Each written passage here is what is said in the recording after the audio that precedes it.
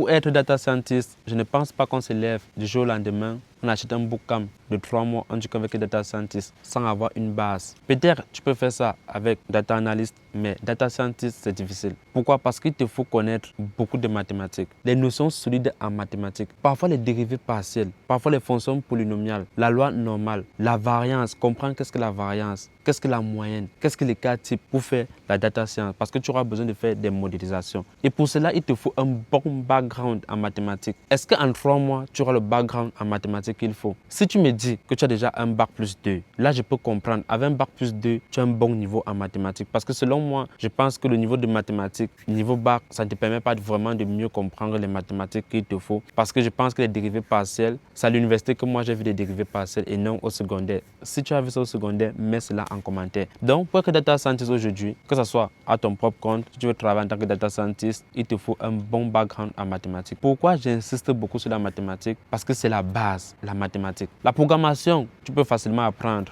Quand je parle de mathématiques, je parle aussi de statistiques parce que la stat est comprise dans la mathématique. La programmation, tu peux facilement te lever, tu commences à apprendre à programmer, tu regardes sur des sites, n'importe où, sur YouTube, peu importe, tu commences à apprendre la programmation. Mais pour la mathématique, c'est plus compliqué que ça. Maintenant, quel parcours je te recommande pour être data scientist?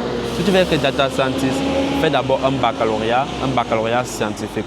Maintenant, avec ton baccalauréat scientifique, tu vas aller peut-être à l'université, faire peut-être les classes préparatoires ou bien avoir une licence en sciences appliquées, les sciences difficiles. Ça peut par exemple être mathématiques, ça peut être physique, parce que lorsqu'on fait physique, on a un background solide en mathématiques. Moi particulièrement, je sors d'une formation en physique et ma formation en physique m'a permis de comprendre beaucoup de mathématiques parce qu'on fait beaucoup de mathématiques en physique et moi je faisais physique fondamentale. Donc la partie fondamentale apporte beaucoup plus un background solide en mathématiques. Du coup, quand tu as ta licence, là, tu peux te spécialiser en allant faire un master en data, big data, data science également. Une fois cela, tu peux également terminer par un stage en master. Si tu fais par exemple un stage en data science, data analyst, tu as quand même les bonnes bases qu'il te faut pour ensuite travailler en tant que data scientist. Et tu peux aussi faire une alternance, une formation en alternance. Moi, j'ai fini mon master, j'ai fini avec double diplôme, un diplôme de data science et un diplôme de physique fondamentale et application. C'est cela qui m'a permis par la suite de faire une formation en machine learning ingénieur. Et pour être machine learning ingénieur, il est fortement recommandé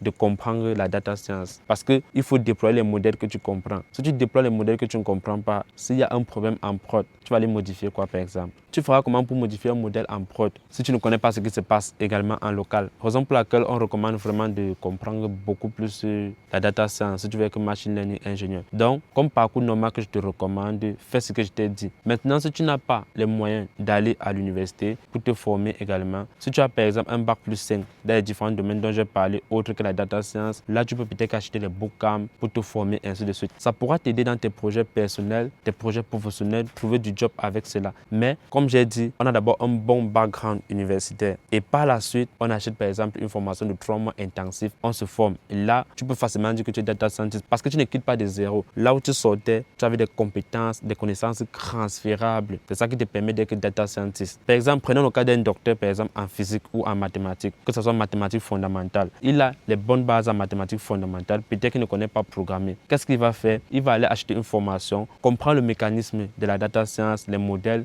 le machine learning, le deep learning, et ainsi de suite. Là, il pourra travailler en tant que data scientist ou bien en tant que machine learning ingénieur. Mais qu'est-ce qu'il a fait? Il a eu les connaissances solides déjà avec son doctorat à la base. C'est pour ça qu'il se permet, après 3 mois, de dire « Ok, je suis data scientist ». Ce n'est pas qu'il a eu le bac ou bien il a eu un BPC, il s'est dit « Je vais être data scientist ». Non. Il ne sait pas s'il y a certaines personnes qui parviennent à le faire, mais moi, je ne peux pas facilement recommander ça à une personne.